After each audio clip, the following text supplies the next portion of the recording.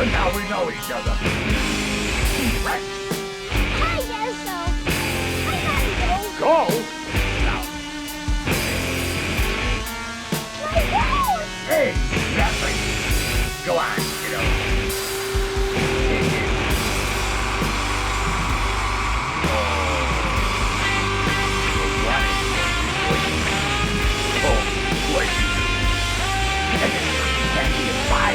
All sorts of surprises down here.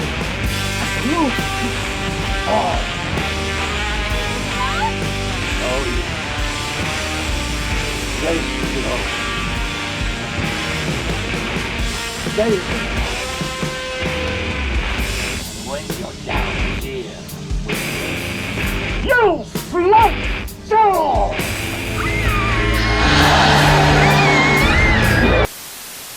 Three, 2, 1. Yeah. I'm sorry, I can't look at you with those glasses. My glasses Please don't broke please don't and look at me with they are those. gapped together. And they just keep like slouching In the down on the worst- sides. Worst Whenever way he's looking at me, it just like possible. gets sadder as it goes. If it works, it works. It doesn't really work. No, it doesn't. Welcome to a new episode of Kill of the Week. I am your host, Brandon, with my cohorts here, Jill, Liam, Chris, and Josh. Everybody say hi. Hey. You didn't want to do like lickety square? To my left. And I have a deep voice for the record. I mean, we can do it that way. We can do No, Hollywood please don't. Square style. No. But cool. So this episode of Kill of the Week, I'm going to send it to you since this was your pick of Kill of the Week. So why don't you tell us what we're watching and why? Because you picked it. Okay. We're watching 1990 of Stephen King's It, the miniseries of George, specifically little Georgie's kill that you don't actually see, but know that he died. And why? Because every time we talk, first time you watch something, I don't remember any of the times I watched any of the movies, but I remember the first time I watched this one, All right. and this one stuck with me. So then tell us, when was the first time that you watched it? I watched it when I was in 5th grade with my best friend Sam, and all of our friends were scared on the couch and hiding. And she and I were about a foot from the TV and couldn't get closer and fell in love with it. And for most of our childhood, we did not know there was a second tape because back then it was on 2 VHS tapes. And we only watched the first half because we never were allowed to be together, I guess, long enough for the second half. So it wasn't until years later I realized there's a second tape. Mm, And the second tape is underwhelming, and I don't like it. fair. The kid actors were better than the adult actors, and we didn't need to have the spider in the bullshit. But that's besides the point. Spider was in the book. They could have done it better. I'm just saying I didn't really miss much with the second tape. Fine. Liam, He how, was a little shit. He should have died. how about you, Liam? When was the first time you watched it? I was probably a little bit later for our usual exposure to the horror trauma world. I was probably like 15 or 16 the first time I saw it. One that was always sort of in the ethos, and caught it on TV, which I honestly think detracted maybe a little bit from my experience with it. But yeah, I mean, spectacular Tim Curry performance. Fantastic book, and interesting remake. Chris? Well, I just saw it for the first time yesterday. But growing up, my friend, a childhood friend, saw it when he was like 3 or 4, and it traumatized him and made him feel very uncomfortable around clowns and circus type atmosphere. And so he was obsessed with this movie when he was a kid, and it kind of like, as kids, generated our interest in just like thought like demonic clowns was a really cool thing. So we were like really into that for a while, you know. So, and that's my history with the experience. I didn't realize that this was a mini series. Actually, makes a lot of sense. How about you, Josh? So I know I haven't seen it in a while, but it was overshadowed because my brother wanted to do like a horror weekend. So I remember it, Cujo, and he threw Chucky in there. And it was overshadowed by my fear of dolls because my grandma had dolls in her room, and I did not like that. So I remember the kill, but I always Chucky overshadowing the red with it. It was not a good time for me. That's fair. That's a good weekend, though. That's a really good lineup of That is of a good movies lineup, yeah. Cujo also scared me from dogs because I did get bit when I was a kid, and I still have that mark. We're not But I love talking dogs now. Cujo this week, but we did talk Cujo at work this week, ironically. Oh, we did. Yeah, shout out to dog horror movies. Cujo, the Rottweiler series, Rottweiler 1 through probably 7. They just kept making them. But shout out to Evil Dogs. Yeah, and Bones with Snoop Dogg. Yeah, I forgot about That's a that. That was a good one. My first exposure to it, I want to say I was like 6 or 7 when I first saw it. My mom is a huge Stephen King fan. Read a lot of his books, exposed us, me and my brothers, to Stephen King at a very young age. And I remember watching it on a VHS tape that I still have, that was taped off of TV that she recorded. And I remember watching that tape specifically. And it's just like the most mangled VHS tape ever. And I remember watching it and being, stop looking at my glasses. I remember watching it and being so obsessed with this movie. And I'm still hugely obsessed with this film in every capacity. Own it on multiple formats, own the novel. I have Pennywise tattooed on me. I am hardcorely obsessed with this movie and story. I've read the books so many times. Well, this was our first date when we were like our first 12. Our first date was watching it. Yeah. And this will just be a part of This is a part of our lives forever. I mean, we both have an obsession with clowns in every area, and we watched this growing up together, and then we met Tim Curry, and that was just meeting God, and that was amazing. And I love it. One more story that I want to share before we dive into Kill, because it's one of my all-time favorite stories that lives with me forever. We took my mom to a convention at like somewhere in Bumblefuck, PA. For Mother's Day, we took her to meet Alice Cooper. Alice Cooper was doing a signing at this thing, so we all went to go meet Alice Cooper. And immediately getting there, I'm wearing this T-shirt. It was like a skull, that the skull was formed with a bunch of like faces of like different horror movie characters on it.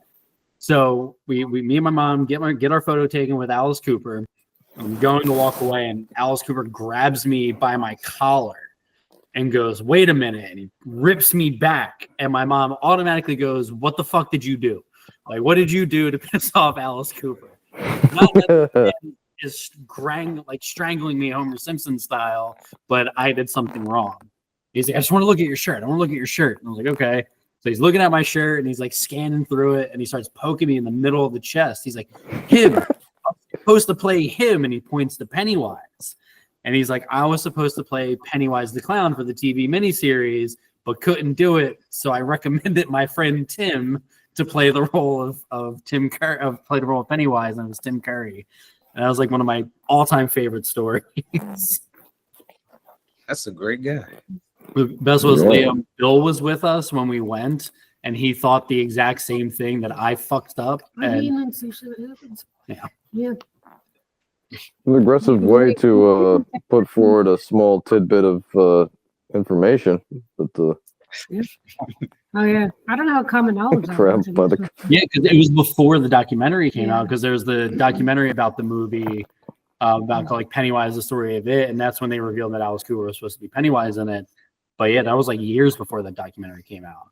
Yeah. But what were you saying? I was when we met Tim Curry, he was asking what we do for a living, and you said we'd make horror movies, and I'm just in the corner crying, like, it's because of you. And he's just looked like trying to be like, all right, fucking that's Rob, I love you. Yeah, he said, "Hi, my name is Tim." And I was like, "Yes, it is, sir." And I was like, I'm not to derail us. I'm really curious if there's any screen or makeup tests that exist of Alice Cooper, because that would be pretty rad to see. Oh yeah, that would be sick. I assume it never got to that point, because we do have we have this amazing comprehensive book that we got that was all of the behind the scenes of the making of it, because especially when the new one came out, there's all, in today's world, there's so many behind the scenes of how, the magic of making the movie. And we don't have that for a lot of movies we grew up with. Mhm. So when this book came out, it was so important for us to get it, that it showed all of the makeup tests and all of the sketches and things that we never thought we'd actually get to see from this movie. That I think kids were spoiled with the new remake, because there's so much content that came out. Yeah, and like we did another little tidbit before we dive into the movie. There's so much to talk about with this movie. Like, I'm so excited for this fucking movie. We did a Stephen King art show here in Philly, where all the artists did Stephen King stuff. All the money went to a charity called Scares That Care, which helps families with children that are in hospitals to help like put money towards their medical bills and stuff like that. It's a really great charity based out in, I believe, Virginia. I could be wrong, but either way, it's an amazing charity. And our good buddy John, who made that documentary, did a short film called Georgie, which actually starred the original Georgie actor Tony Dakota reprising his role as grown-up Georgie as like a ghost in a way. And John sent that to us to be able to play during this art show that we did. That was sponsored by Fangoria, and it was just such a really good time. And like, there's more people that are insanely upset with the movie more than we are. So it was like a really cool little tidbit. And shout out to John for that. Real good guy. So getting into the actual movie, a little bit of history behind the movie.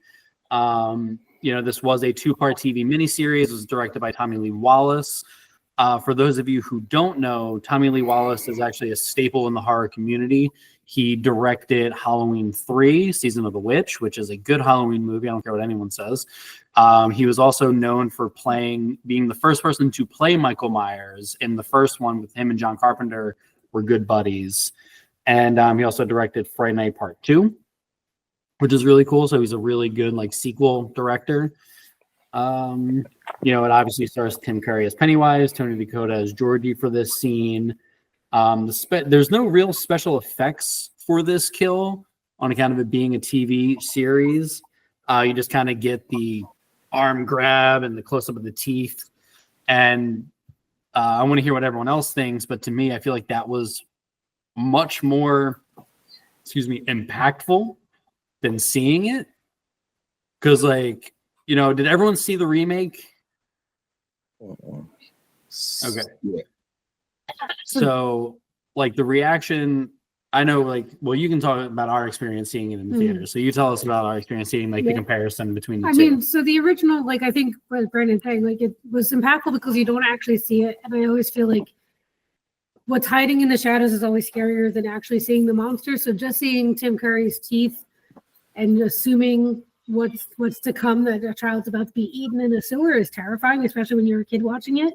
But with the remake, we actually see Georgie basically climb out of the sewer with his arm missing and blood trail behind him. And I remember when we first saw it in the movie theater and that scene happened, and I just started screaming. I was like, all right, oh shit, this is the tone. This is good, because like it was kind of amazing to actually see it. And it went on for an obnoxious amount of time where there's like a pause, it's downpouring, and the kid just comes back out of the sewer and his arm is like, it's like Jaws. He's missing his arm and it's a blood trail behind him. And it was amazing, but it also, I don't know, I guess it was today's horror, but back then, like, this was terrifying. Like, you didn't need to know in the beginning with little Lorianne dying, with him in the not the curtains, but like in the sheets drying, like just his face, his presence was enough to scare you. You didn't need to see him kill someone to know that they were dead. And especially being a child while you're a child watching it. And plus, like, for the remake in the theater, seeing it, everybody started high-fiving, glorifying child death, which I thought was really funny. We were all really excited, but I think it was that thing, but we never got to see that before. You knew what it was supposed. You knew. They talked about it later in the movie. They talked about that his arm got ripped off, so we know what happened. We just didn't see it happen. Yeah. So then seeing it happen, you're like, well, all right then, there it is. We're just going to show it now. Yeah. So what does everyone else think of, like, comparing like the TV series to the remake? It's obviously two different sanctums of the same kill, but like I want to hear what everyone else's opinion of like what they think about like comparing the two versions. So, like, Liam, let's start with you. I guess to harken on like the time period, both in relation to us and the like horror climate. I totally agree with Jill that the like impact of the 1990 version being made for TV, not knowing, and immediately like smash cutting to the funeral and the casket, really was impactful. And like seeing it I wasn't like a kid, I was a young teenager at the time of seeing it, so maybe missed out on the like terror of being an 8-year-old seeing that. But it worked. One of my like favorite things in film in particular, I studied film in college and a lot of stuff around the production code era. So, late 40s, 49 is when the production code comes down into the 50s. And there's so many creative ways that people worked around censorship.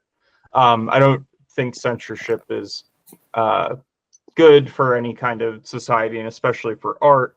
But filmmakers have always found ways to sort of work around censorship, and I think that is sort of a happy accident for the 1991 for them to create such an impactful scene and still have it, be a made-for-TV project. Going to the remake, the more recent one, yeah, I mean it's on par with any level of like gore and physical horror that we sort of expect from modern horror movies. Yeah, I didn't see it in theaters, so I didn't have that kind of like crowd response to it. But as Jill said, I was like, all right, this is the tone for the rest of the movie. We're killing kids and doing it pretty unabashedly. So yeah, it definitely felt like a different movie in that regard, and less like fun, like your Monster Squad, Goonies kind of like children involved with like horror, pseudo horror kind of themes. So I mean the original holds a pretty special place in my heart, but I do think the remake actually feels a little more closer to the Stephen King writing, which I thought they did a very good job of. Yeah, 100%. How about you, Chris? Yeah, I felt, especially in the beginning of the movie when like the first deaths of the different children. I noticed that they never actually showed. I took note of the fact that they never actually showed the children being killed. They only showed like the reaction of it or the aftermath, and I thought that fit pretty well with the theme of this creature. Its existence is kind of questionable, but its effects are very real. So the idea that he kind of represented a general fear that children have of the broader world and the dangers that it could impart, that it's ultimately all in their head, so to speak. And that they can overcome it themselves, and by not seeing any of the actual graphic violence, the actual act, well, not necessarily the graphic violence itself, the act of the child dying, it kind of goes along with that sense of unreality. But again, it was also like a made for TV movie, so you couldn't get too gory. And I'm actually curious, like, how was it portrayed in the book version? Was it very like graphically detailed there? It definitely was. It was Okay. like it's kind of a combination of the two in a way, where like with the way that it's described in terms of Liam was able to find like the quote from the book with it, and it's just talking about There was so much more buildup in the book. there was, yeah. After we get to Josh, I have it pulled up. We could like read the actual paragraph that kind of outlines the kill. Yeah, sweet. So Josh, let's hear from you of your comparisons between the two. So the first one, to me, it's always scarier in imagination. So if I don't see the kill, when I saw sharp teeth, I was just like, I thought simple. I'm like, oh, he got eaten whole, he got chewed up. that was painful. It's like getting bit by 1,000 knives. I would never want that. Fast forward to the newer one, and when he just came up with the arm, I was kind of like, at first I was like, that's it. And then when the rest of it happened, I was like, all right, like, we're in this now. And I was happy to see the resolution to it, but I was like, I didn't really need to. I didn't need to know they died like that. I didn't need to know that. Yeah, that's fair. I do agree with everybody in terms of like the imagination like really takes the hold of it, but it's like you always imagine something 5 times worse than what you can ever be shown. And I think when they showed him without his arm was like, oh, okay, yeah, we all know he got his arm ripped off. But I think with the remake, when the nub slapped the street, I think for that was when it was like, oh, yeah, this is going like all in. Like it's bringing us there. And like he's trying to crawl away and like you just see the flap of the slicker just like hitting the fucking street concrete. I almost had a moment of like, are they not going to kill Georgie, the new one? Is he going to survive with him coming back out? It was kind of interesting. Yeah. He had a different fight to live than the kids in the original. Yeah, but then it got like, I feel like that the scene in the remake got ruined when like the arm, like Pennywise's arm came out of the sewer and it like elongated to grab him. And it made me think of Scary Movie 2 with the clown under the bed. That's what it made me think of. No, because it was kind of be when he pulls the clown back under. Yeah. And he's not done with it. Uncle Ray Ray's got a game for you. That's what my brain went to seeing that. We just rewatched that. We did, yeah. That movie's great. And they're making another one with the Wayne brothers actually right now. I'm 100% for it. I'm here for it. Can't wait. Is Chris Elliott gonna be in this one? I wish, but I don't know. Actually, they didn't release too much details about it, but that would be so good. I have the section up if y'all want to hear what was the original written part. Yes, please. And George saw the clown's face change. What he saw when that was terrible enough to make his worst imaginations of the thing in the cellar look like sweet dreams.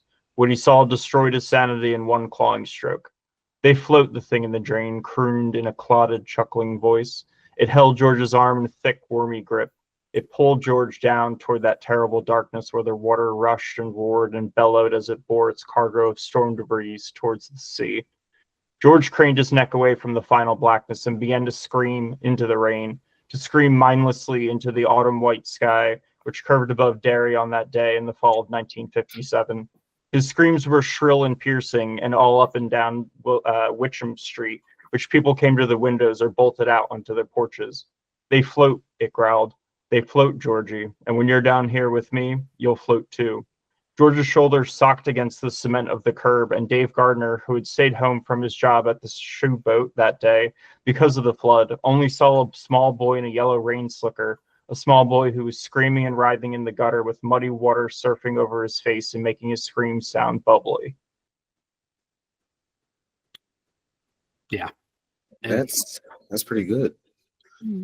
So in regards to the remake, I think they do a pretty good job of like sort of following that like tone. I think the part that's interesting and maybe like stuck with me is like there isn't screaming in the 1991. Like he yells a little bit, but it's not like quite the same. I think somewhat something of the like sudden impact of it sort of makes it stick a little bit more. Well, I think with the 1990 version and I think it was like 2017, whatever the remake year came out, they focused on it from two different elements, because with the remake, it definitely took more of Derry into effect. Because even in the remake, like it wasn't Dave Gardner who saw him. There was a woman on the porch across from Georgie in the remake watching him, but it played more into the fact that Derry was fucked up. And like, because Pennywise has been in Derry since like the 1800s, and basically causing all this massive destruction in Derry for centuries. Every 30 years it sleeps and wakes up every 30 years to feed, essentially causing some form of problem. So the remake definitely focused more on the fact of like the neighborhood sense, that like, oh, there's more people here in the neighborhood rather than just the Losers Club that the 90s miniseries focused on. So I think that kind of helped it too, that like, oh yeah, Georgie will be screaming, there will be people to hear it and see them, hence why they had the neighbor in the remake and not in the 1990 version, where they just kind of like did that quick tidbit for it.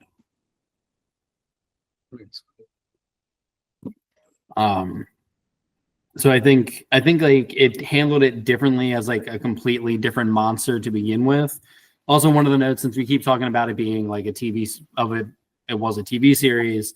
One of the notes that I saw was that like part 1 was the 5th highest rated program on Sunday, November 18th, 1990, with an 18.5 rating and watched in 17.5 million households. And then part 2 was the 2nd highest rated program on Tuesday, November 20th, 1990, with a 20.6 rating and watched in 19.2 million households. Like that's insane. There wasn't anything like it in that moment. I mean, I think based on timing, just from current things we've been talking through, that we talked about what it would have been like when Twin Peaks was coming out and what those water cooler talks would have been. Like this was, and that was just a series every week. This was 2 huge nights. Like I remember watching Rose Red when that came on as a TV series and how big that was. Yeah, like the anticipation. I don't know. Yeah, this was definitely the kickoff of the TV miniseries for Stephen King, because you had Rose Red, you had The Langoliers. They remade The Shining as like a 2-part miniseries. The Stand. This kind of set the way for The Stand for a 4-part miniseries.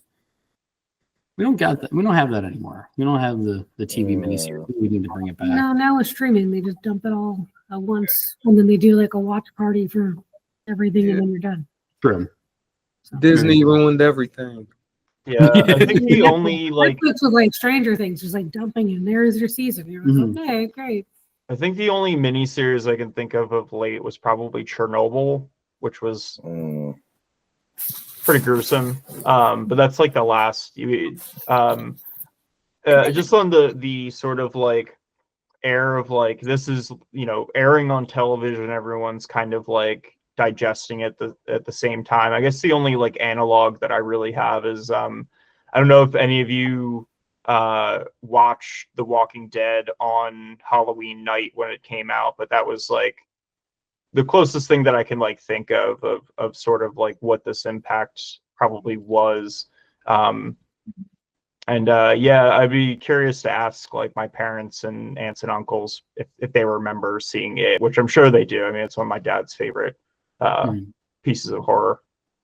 I know my mom definitely did, because my mom read the book prior and taped that. I think she taped like the premiere of it on that VHS tape, which is why we have it.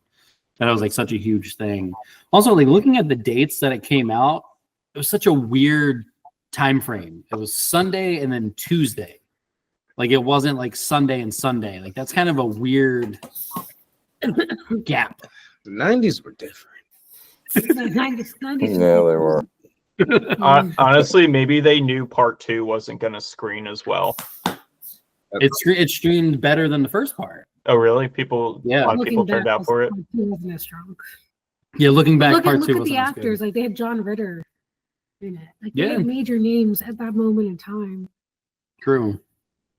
But Annette O'Toole. Yeah, they had a lot of really big names for that. But even like part 1 though, having Jonathan Brandon. I'm blanking on his name. Young Bill. I don't know.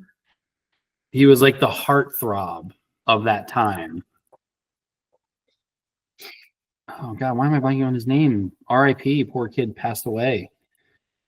No, That's the adult version. that's the adult version. I know pre Seth Green, for anyone knew who Seth Green was, also.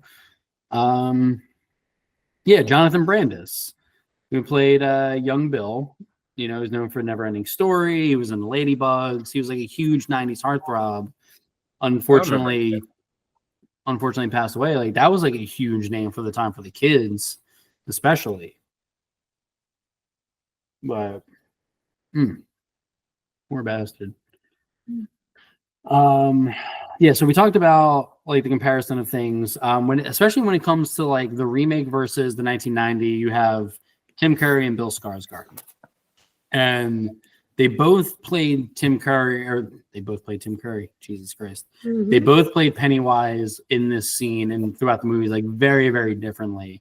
Whereas like Tim Curry's Pennywise, when you look at him in the drain, he's talking to Georgie, he definitely feels more like trying to get a kid into his van. Like he feels like a guy in a sewer trying to like lure this kid into a van kind of thing.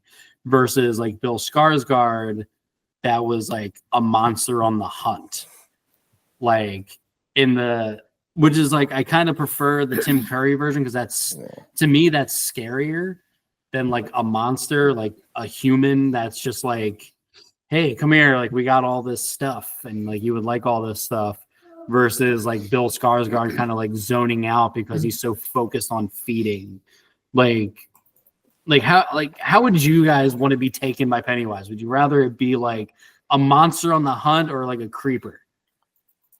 It's a weird question. Well, with Tim Curry as Pennywise, you know, that's like something that could happen to a kid. You know, it's vaguely frightening, but he's a clown, so it's fun. Like, what do I do here? You know, like, put yourself in Georgie's shoes. You know, with that switch when he realizes there is something definitely wrong here is much more terrifying in the 1990 version than it is when you just have a monster chasing you. You know what I mean? Something you know you have to get away from, and you have a definite goal in mind. You know, I think that's spontaneous. There's something very spontaneous about the 1990 Pennywise, and just he could show up anywhere. He could show up as anything, you know, because it wasn't always a clown. Like there were sometimes other things that he became, you know, that it became. Yeah, he was a werewolf and posing as other people, which was like a huge thing. Mm-hmm. Yeah, when I found out he was a shapeshifter, I was like, what? Yeah. I think that's a part of the magic that I think is lost from the transition of the book to the TV series. Like in the book, there's so much more leading up to getting Georgie to the sewer, of like smelling the cotton candy, making the sounds of the carnival. Like it wasn't just like, oh hey, here's a balloon. It was really like convincing him that there was a carnival that blew away into the sewer. And it was such like a magical thought that the carnival would just blow away and fall into the sewer, and playing into a kid's innocence. And it's terrifying. I think like the newer version, he's drooling, he's much more monstrous. But if you think about the moment in time of like with this version coming out in 1990, is very much influenced with John Wayne Gacy being active in the 70s, where he didn't technically kill anyone dressed as a clown, but you put that correlation together where like this is someone you let into your home. This is someone you let around your kids. Your teenage boys were helping him with his construction company. He wasn't acting like a monster. He wasn't drooling as Bill Skarsgård was, but he was the real monster. So it's kind of like plays into the idea that the scariest person you know is the one next door, more than the one literally drooling and acting like a monster. Yeah, true. Very true. So like I think with Tim Curry's, you know, version was playful. It was joking. It was being comfortable. Like Georgie says in this one that he doesn't talk to strangers, so Pennywise introduces himself, and that's good enough. Yeah. Well, now we're friends, and like that is child logic. Like it's playing into kid logic. Yeah, and also that only other kids would understand. And also the time period too. The 1990 one takes place where the book took place in the 1950s. I don't think now. Correct me if I'm wrong. Anybody. I don't think in the 1950s they had stranger danger. They had. I don't think they had those things back then. It was a lot different of a world. Most of the serial killers were most active in the late 60s and 70s. True. Through the 80s, we didn't really consider the serial killer until the 70s, 80s. True. So then those rules weren't applied. Like, you know, like Georgie does say, I'm not supposed to talk to strangers, but there wasn't. All Pennywise does is like, my name is Pennywise, your name is Georgie. Now we know each other, you know. And then that was like enough for that kid to be like, barely Yeah. meaning. But you think about like you're meeting a child as a character that they would see in everyday life, in the sense of True. at the local carnival, you would recognize, like we grew up going to the circus. The clown came up and said hello, you wouldn't technically be afraid of them in that True. sense. So it's a character like a kid going to Chuck E. Cheese now. Yeah. You recognize the character as a familiar tone, even if you don't know the specific person, you assume he's safe. Yeah. But Bill Skarsgård was drooling and was monstrous from the very beginning. There was no real hiding, trying, like his intentions weren't hidden. It was Mhm. It was there, yeah. it was a little too clear for me. You know, It was very- I don't know if anybody else relates to this, but when I was like a little kid, my parents took me to an actual circus, and there was a clown that was like trying to do tricks on me, and it was this. I mean, I was like young, so like my Define first on you. experience What, did they touch you? Define on you. What do you mean by on you? threw popcorn at me. Oh, that's definitely Yeah. on you. Yeah, well, Suggest whatever. What I'm saying is that there's nothing weird, just regular clown stuff, right? Like I don't know if that was regular clown stuff, Chris. I think we're hitting into something. you're missing the point here. You're getting off track. He didn't do anything weird. What I'm saying is that as a child encountering a clown, I didn't know how am I supposed to engage this guy, because it's a part of a show, and should I, because a lot of like clowning is like they kind of try to like beckon you to do something, and then they kind of like turn it on its head, and that's like the joke. But they do this with children, and it's like they're trying to, like, I didn't know what to do. Like, should I, it's kind of like an awkward feeling for a child that's taught like don't talk to strangers, and here's a weird adult with face paint on throwing popcorn at you. And But at the same time, most of us were raised to respect elders in some capacity. So you would even think like, well, this person's older than me, so I have to do what they're saying. right, Regardless and of that's that like I think that's the 1990 version. Like Tim Curry captures that, like that interaction, and this is like the most nightmare version of that how that could go wrong. Like a child like slowly like, oh, okay, I can go, this is safe to go along with, and it's like, oh no, it's not. True. Well, especially because like the Tim Curry version, I feel like looked way more human than Bill Skarsgård. Yeah. Well, that was the point, I think, and a lot of it was like what we were saying before, like he could shapeshift into anything.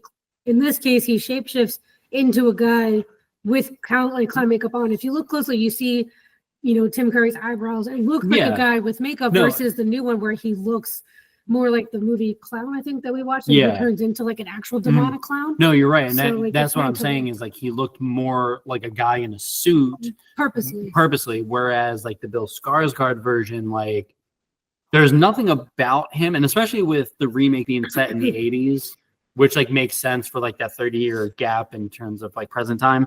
But like you look at that clown, the Bill Skarsgård version, and it's like, no, fuck that. Like even as a kid, I wouldn't go near that. Versus Tim Curry, that looks like an average Joe, in a clown costume. Yeah, that was very purposeful because they had obviously the makeup abilities to cover his eyebrows to make him look more like a clown, but they wanted him to look like a man dressed as a clown. And fun fact about that too, when they did the makeup tests for Tim Curry on Pennywise, he blatantly said no prosthetics because he had such a hard time with the makeup on Legend that when they turned him into the devil in Legend, he vowed to like never do that shit again, like cake himself in all these prosthetics. So I'm going to put on my aluminum foil hat here. So I always read Tim Curry in the 1990s It as a like tulpa, which is like kind of this amalgamation of people's fears. It's something that is like human generated and becomes real from human thought. So to me, like the 1990s It like feeds off of the fear, panic, and like distress of everybody in the town. And I feel like there's something to sort of like the subterfuge that he uses to lure Georgie. There's like a very distinct shift with Tim Curry when he realizes he's gained Georgie's trust, there's like a there's a lot of like visual cues, and his demeanor shifts, and he becomes much more sinister after he realizes he's pretty much got Georgie where he wants him. So there's something a little bit more sinister, as everyone has said, about this like human looking thing that is trying to purposely deceive you versus like pure evil demon kind of vibe that we get in the remake. But yeah, I think Tim Curry's performance like probably carries the whole movie. Like it's a product of its time in the 90s, but Tim Curry really just elevates the role into something that like seeped into everybody's imagination. Definitely. He nailed what Stephen King wrote in the book, especially for what it is, which is why they call it because it doesn't necessarily have a name. Because like in the book, he's known as Bob Gray, also known as Pennywise the Dancing Clown. And like he had so many names with that. And there's a creature, essentially, from what I gather from all the reading that I've done, it itself is nothing more than the lights, the dead lights that it is. It is nothing more than that type of creature. There is a cousin to it, like you said, that it feeds off of fears. That's exactly what it does, is that it gains everything through fear. There's a cousin of it that appears in the Dark Tower series. I'm blanking on which book that it is, but there's one that harnesses its power from laughter. And the main character in the Dark Tower and the Dark Tower series, Roland faces this creature, and which causes him to laugh. And as Roland is laughing, he's slowly like decaying in front of this creature as it's like feeding off of its laughter. So it's definitely an emotion-driven kind of beast that feeds off of that. There's a reason why it never left Derry, that it stayed there for so long, because it like made its home on Nebold Street underneath the house and everything like that it emerges and is able to wreak havoc between like all the damage that it has caused. Now the miniseries doesn't go too much into it. You kind of get the history lesson with Mike of him talking about the explosion during the Easter egg hunt, the black spot burning down, and all this stuff. But when you go through the entire movie and you see Pennywise in that very beginning, you can see like in its eyes that it's been through some shit. Like this isn't its first time doing it. And I think that's what's also fucking scary. Like it has its mission planted to go, and it just fucks Georgie's day up, which is great. So Pennywise definitely would have got me. Tim Curry's version definitely would have got me, because I realized, as y'all were describing from a child's perspective, I was a rude child. So when even as a kid, I would go up to strangers in church and ask them for $1. And if they would have said no, I'll walk to the next one. So as soon as my boat went down there, it said there's a carnival, come get it, I'm probably going in. As far as the monster looking one, I always ran, so he wouldn't have got me. But Tim Curry, 100%. I know myself. Does anyone know like where the idea of Pennywise like came from, or am I the only nerd that looked that up? No. Enlighten me, please. Yeah. So the idea of it came from it was originally, like as an idea, was supposed to be a troll. When Stephen King's living in Maine, he had his car in the workshop, and he would walk, instead of drive everywhere, he would walk in Bangor, and he would cross over this wooden bridge like every morning on his walks, and he would think about like a troll being there. And that was kind of like the start of what Pennywise was, originally, which was a troll. And like feeding on kids, and the idea of paying a toll and all this stuff kind of originated from there. And then as he started working on the book, stuff with John Wayne Gacy. John Wayne Gacy was a huge influence for what Pennywise was in terms of like a clown kidnapping kids and things like that. And if I remember correctly, this might have happened before it came out. Stephen King was getting ready to jump on a plane. He was getting on a plane coming from a book signing to go home, and smack dab on the plane in the middle, like he sat in the middle seat, and right next to him was a dude dressed up as Ronald McDonald smoking a cigarette. And his first thought was, I'm going to die in a plane crash next to Ronald McDonald. Man, It's good what a time to be alive. Yeah. The time when you could Being smoke just- on airplanes. Next to Ronald McDonald and Ronald McDonald smoking. Damn. How far we've come now. Yeah. So is this progress? No.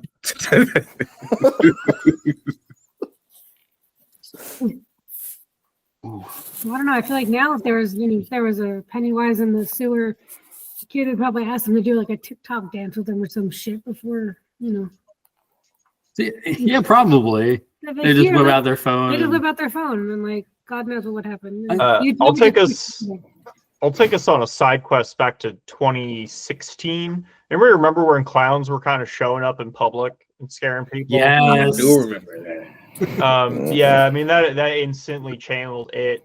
I just specifically remember a video of one of those clowns like walking in a neighborhood, and someone just like pulls a gun on him and he just like walks away. And I'm like, all right, that feels like a little more modern interpretation of how it would go. Yeah. I remember as a kid, like I was so petrified of this movie. Like going to the bathroom was like the biggest fear of mine. And like at my uncle's house, his bathroom, like I'll have to find a way to get like footage and like splice it in and compare it. But his bathroom looks exactly like Beverly Marsh's bathroom. Like when the balloon comes up out the sink and pops all the blood and everything out. His bathroom looks identical to that bathroom. And I remember as a kid just being so freaked out to like, luckily he lived around the corner from me. Like he was in like a 2-minute walking distance from my house, that like I would refuse to go to the bathroom in his house because it was just like that identical. Like a balloon's gonna pop up out of the bathroom. Yeah, there's nothing scary about your parents' bathroom at all. No, the parents' bathroom was fine. It was a bathroom, and that's all that mattered. But like I remember convincing myself of ways to not be scared of going to the bathroom because I would think about it of like, oh, he's gonna like come out of the bathtub or come out of the shitter or something while I'm going to the bathroom, and like this clown's gonna pop out of the toilet and freak me out. But then like thinking about it's like, oh dude, you came out of the toilet, like, you're gonna smell like shit. And then like using that as a way to convince myself to not be scared to go to the bathroom. So then if a clown comes up, he's gonna smell like poop, and I'm not gonna like be scared of him anymore. But what if he came out of like the fill tank in the back? Ah. What if he pulled like an upper decker? You know what I mean? Oh man, I don't know. You're sitting You there, see he that could like in come out and mind. grab you. You know. Chris says you will not sleep in peace. You will not shit in peace. It took me 30 years to get over that. Fuck.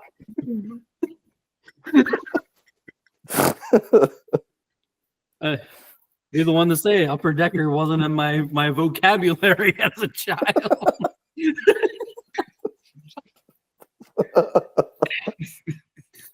God damn it, Chris. I'm sorry. Oh, So can I address the giant spider yes. aspect? address the So giant it turned out to be a giant spider Just in the another form. 1990 version. I assumed that was its natural form. You know. No. So before they face him as a giant spider, it literally addresses them. But this is the part that everyone missed because everyone jumps to the spider. He literally says that like your brains can't comprehend like what I am. So Right. it just takes on a physical form in order for them to basically see. It's kind of like Jesus and God, like how they say like you can't like no human brain has the capacity to handle God as a visionary and a voice. It's the same idea, and like he literally says, like it literally says to them, like, you know, you'll only see what your minds will allow, and it's that idea that it's just so much more than what our brains can even handle, especially because like. So they kind of handled that in the remake where he kind of was like balls of light at one point. They're just pushing the idea that he takes on any form he needs to. Mhm. So in the original, he ends as a spider. Because I guess most people are scared of spiders, but Well, like yeah. I mean, a giant arachnid is terrifying. It is scary. They did an amazing job on the effects of the spider. I just think it was a weak ending. But also, King is a huge Tolkien fan, so the idea of giant spiders, especially with that in like the Lord of the Rings universe, is horrifying in any sense. And giant spiders is used as like an antagonist throughout so many forms of media. I still think the giant ants from like I Shrunk the Kids was scarier than the spider. But they made friends with the ant. They It rode was in. terrifying. It was a giant fucking ant. That's But he- scarier than. But he giant wasn't. He spider. was normal sized. They were small, and they I fed don't him care. oatmeal cookies. Why do you remember that? Because I loved Honey, I Shrunk the Kids so much. Rick Moranis. Yeah, I shout think out to Rick Moranis. Yeah, I scariest, don't know, the scariest part of that movie was the fucking like scorpion that was in their Yes. yard.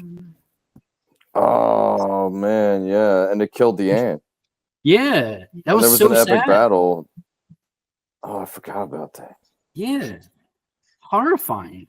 Next week on Bug Battle of the Week. Yeah, that'd be the next kill of the week. The ant from I'm putting it down now. The ant from Honey, I Shrunk the Kids is on an episode. All right, because I was gonna do. Rose could have shared the door with the Titanic. Good. And, you know, Yeah. he Get a absolutely. bunch. Get a bunch of like macro lenses, you know, get the bugs in there. Bunch of fun different angles. You got Mhm. yourself 1,000 hits right there. All right, I'm going not back. opposed to that at all. Going back to Yes. it, I think I can go on for this on hours just as an entirety and everything like that. But to sum it back up to Georgie's kill, let's kind of go around the room and see what everyone thinks about the Georgie kill, looking at it in a present day stance, starting with Jill, since you picked it. So where do you stand on terms of the Georgie kill in present day? I mean, I think it's timeless. I think it sets the tone for everything that we all came to be as adults of making horror movies. It's the reason why I love the genre. I think it's always scarier to see see the shadow versus what's hiding in the shadows. And I think it's perfect. I think the remake kind of proves why I love the original so much, that we don't have to see everything. Our imagination's always scarier.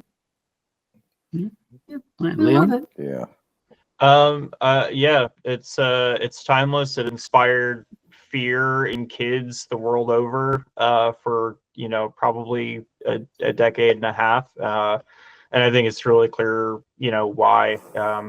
Still holds up, still a fantastic series, and I think it'll survive the test of time another 30 years. Chris? Friggin' textbook, perfect horror scene, a horror death. You know, I mean, like it's all just build up and establishing the fear, and then the aftermath, and the actual kill is a cut. That's it. It's not even, and it can't even be perceived as time, but it's just a cut. You know, which was just a million chef's kisses if that were some sort of rating system. Oh, yeah. Josh? It's definitely going to stand the test of time for me because of the imagination factor of that's when we had movie magic where it's really in our heads but you still hit your mark instead of having to show us everything. And I'm like, well, I could have thought of something better than that. And having that type of attitude versus all of it, but I still know the conclusion, but the magic is in the middle. Hell yeah. I think for me, all I can say is just like ditto. I think everybody hit the nail on the head with what they're saying. It is timeless. It is something that it lives rent free in my brain for it, because I think no matter what age you see it at, whether it be 8 or 18, I think like just the idea of, for one, like the idea of a child getting killed will stick with people, whether you like kids or not. Like, it is such a rarity for that idea of children being killed on screen, or even insinuated to be killed in film in any way, shape, or form, will always live to stand the test of time. And it was also done, I think the only thing that we didn't say was that it was done tasteful in every aspect, that it was done tasteful, whether it was a cut and you know exactly what happens, to just exactly what Chris said, just textbook style horror.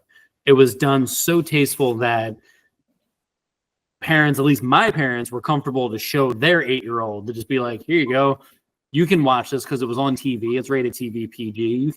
You can see this thing. You're that kid, and it just lives on for the test of time. Mhm. So, yeah. On that note, I want to thank everybody for joining us for Kill of the Week on this episode. Hope everybody enjoyed it, and I hope everyone kind of revisits Stephen King's It and revisits the novel itself for everything that it is, and stay constant readers when it comes to Stephen King. I'm a diehard fan, and I want everybody to be exposed to his material more so than you normally are. But yeah, we'll see everybody in the upcoming weeks with a brand new episode. So thank everybody again for joining us. Yeah.